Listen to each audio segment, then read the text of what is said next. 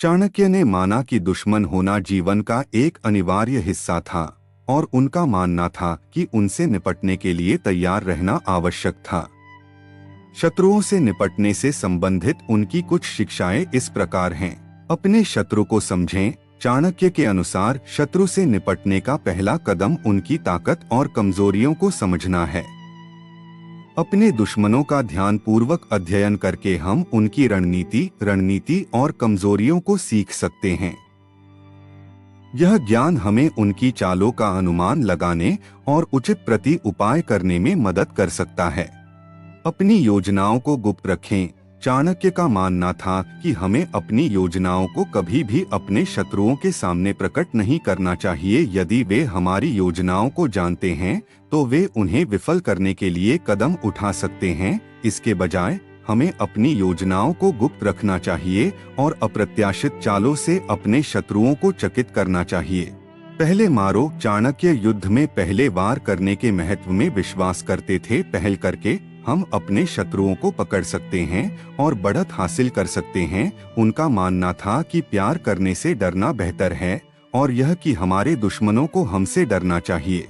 गठजोड़ करें। चाणक्य के अनुसार अपने शत्रुओं को कमजोर करने का एक तरीका है अपने शत्रुओं से गठजोड़ करना। इस प्रकार हम उनके शत्रुओं का उनके विरुद्ध उपयोग कर सकते हैं और उनकी शक्ति को कम कर सकते हैं। वह शांतिपूर्ण ढंग से संघर्षों को हल करने के लिए कूटनीति और बातचीत की शक्ति में भी विश्वास करता था।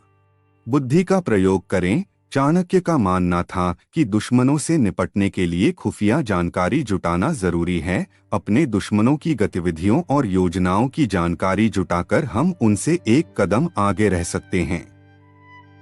उन्होंने जानकारी इकट्ठा करने के लिए जासूसों और मुखबिरों का उपयोग करने के महत्व पर भी जोर दिया। फूट डालो और राज करो। चाणक्य अपने दुश्मनों को कमजोर करने के लिए विभाजित करने की शक्ति में विश्वास करते थे। अपने शत्रुओं के समूह में विभाजन पैदा करके हम उनके सामंजस्य और प्रभावशीलता को कम कर सकते हैं। वह हमारे दुश्मनों को हतोत्साहित करने और लड़ने की उनकी इच्छा को कम करने के लिए मनोवैज्ञानिक युद्ध की शक्ति में भी विश्वास करते थे।